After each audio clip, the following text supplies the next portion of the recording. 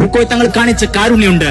ഒരു രാത്രി, തോരാതെ പെയ്യുന്ന മഴയുള്ള രാത്രി, ഗർഭിണിയാരും മോളെയും കൂട്ടിയ ഉമ്മയും ബാപ്പയും പാണക്കോട്ടെ കൊടപ്പനക്കൽ തറവാട്ടിലേക്ക് വന്നു. തങ്ങളെ എന്ന് വിളിച്ചു. തങ്ങൾ വിളി കേട്ടില്ല. വീടിന്റെ അകത്തെ മുറിയിൽ കിടന്നുറങ്ങുന്ന തങ്ങൾ എങ്ങനെ വിളി കേൾക്കാനാണ്? തങ്ങൾ വിളി കേട്ടില്ല. വീണ്ടും വിളിക്കാൻ തങ്ങളെ എന്ന്. തോരാതെ പെയ്യുന്ന മഴയുണ്ട്, അങ്ങനെ പെയ്യാൻ. ഗർഭിണിയാരും മോളെയും കൂട്ടിയ ഉമ്മയും ബാപ്പയും നിൽക്കാൻ തങ്ങൾ വിളി കേട്ടില്ല.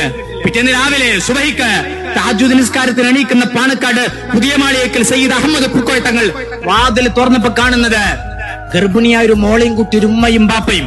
പാവം, വീടിന്റെ മുറ്റത്ത് തലേന്ന് പെയ്ത മഴയെല്ലാം കൊണ്ട് നനഞ്ഞു കുതിർന്ന് നിൽക്കാൻ തങ്ങളൊരു തോർത്തു മുമ്പ് കൊടുത്തു. ഈ ബാപ്പാന്റെ കയ്യില് തോർത്താൻ പറഞ്ഞു. തല തോർത്താൻ പറഞ്ഞു. തല തോർത്തി. പൂക്കോയ തങ്ങളുടെ ചോദ്യമുണ്ട്, എന്നെ വിളിച്ചൂടായിരുന്നു എന്ന്. ആ ബാപ്പ പറയാൻ തങ്ങളെ വിളിച്ചിരുന്നു, തങ്ങൾ കേട്ടില്ല. തങ്ങൾ സങ്കടത്തോടെ വീണ് ചോദിക്കാൻ, എന്നെ ഒന്നുകൂടെ വിളിച്ചൂടായിരുന്നു എന്ന്.